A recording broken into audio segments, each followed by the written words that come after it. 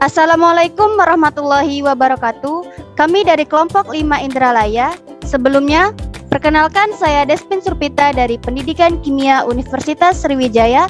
Beserta rekan saya ada Saya Maulina Dinda Putri dari Pendidikan Kimia Universitas Sriwijaya. Saya Anggraini dari Prodi Pendidikan Kimia Universitas Sriwijaya. Dan saya Meikara Lestari dari Prodi Pendidikan Kimia Universitas Sriwijaya. akan menyajikan video dengan judul materi Isolasi kasein dari susu. Tujuan pembelajaran, mahasiswa mampu melakukan proses evaluasi diri terhadap kelompok kerja yang berada di bawah tanggung jawabnya dan mampu mengelola pembelajaran secara mandiri. Susu merupakan sumber protein dengan mutu sangat tinggi. Susu merupakan bahan makanan penting karena mengandung kasein yang merupakan protein berkualitas dan mudah dicerna oleh saluran pencernaan. Kadar protein susu sapi sekitar 3,5%. Protein dalam susu dapat dibagi dalam dua kategori, yaitu protein tidak larut dari kelompok kasein dan protein terlarut atau protein whey yang dapat dijumpai dalam laktoserum. Kadar kasein pada protein susu mencapai 80% dari jumlah total protein yang terdapat dalam susu sapi, sedangkan protein whey sebanyak 20%. Kelompok kasein terdiri dari beberapa tipe, yaitu alfa S1, alfa S2, beta, K, dan gamma. Sementara protein whey terdiri dari alfa laktalbumin dan beta laktoglobulin.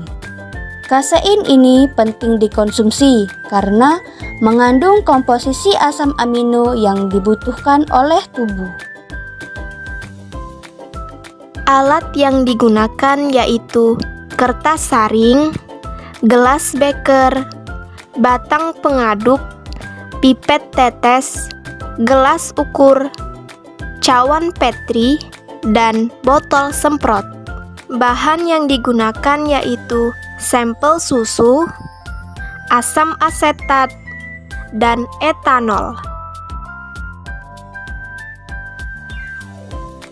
Timbanglah susu merek A sebanyak 14 gram menggunakan neraca analitik. Kemudian, masukkan ke dalam beker gelas. Timbanglah susu merek B sebanyak 14 gram menggunakan neraca analitik, kemudian masukkan ke dalam beker gelas. Masukkan air sebanyak 100 ml ke dalam beker gelas yang sudah berisi susu merek A, kemudian aduk hingga rata. Masukkan air sebanyak 100 ml ke dalam beker gelas yang berisi merek susu B, kemudian aduk hingga rata. Ambil sebanyak 10 ml susu merek A. Kemudian ambil pula sebanyak 10 ml susu merek B. Panaskan 10 ml kedua sampel susu hingga mendidih. Tambahkan asam asetat 10% tetes demi tetes pada susu merek A sampai terjadi penggumpalan. Saring menggunakan kertas saring. Untuk menghilangkan lemak yang melekat, tambahkan alkohol.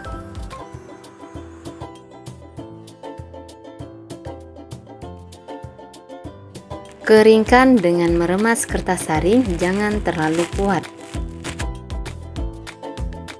Kemudian timbanglah kasein yang didapat dan hasilnya adalah untuk merek A yaitu 1,0272 gram. Tambahkan asam asetat 10% tetes demi tetes pada susu merek B sampai terjadi penggumpalan. Kemudian saring menggunakan kertas saring. Lalu, untuk menghilangkan lemak yang melekat, tambahkan alkohol.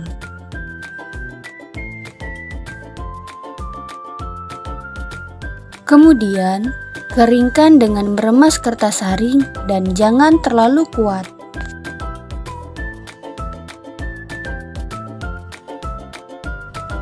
Kemudian, timbanglah kasein yang didapat dan hasilnya adalah sebesar 0,7926 gram.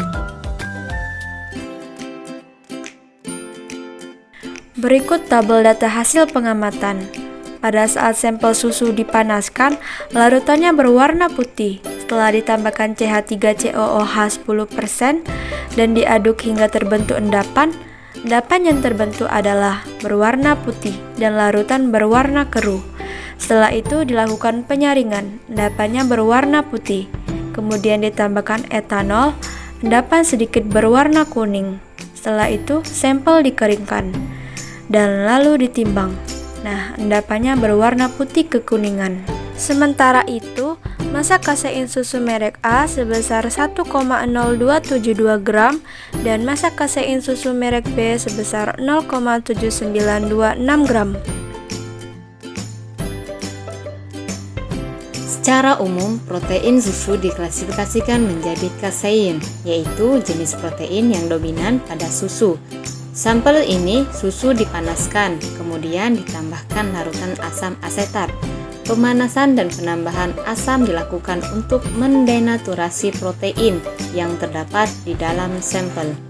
Protein yang terdenaturasi ini dapat dilihat dari sampel susu yang menggumpal, lalu mengendap. Protein mengalami denaturasi, yaitu perubahan struktur protein dari yang awalnya melipat atau folding menjadi unfolding. Setelah terbentuk endapan, maka dilakukan penyaringan. Endapan yang telah disaring ditambahkan dengan etanol.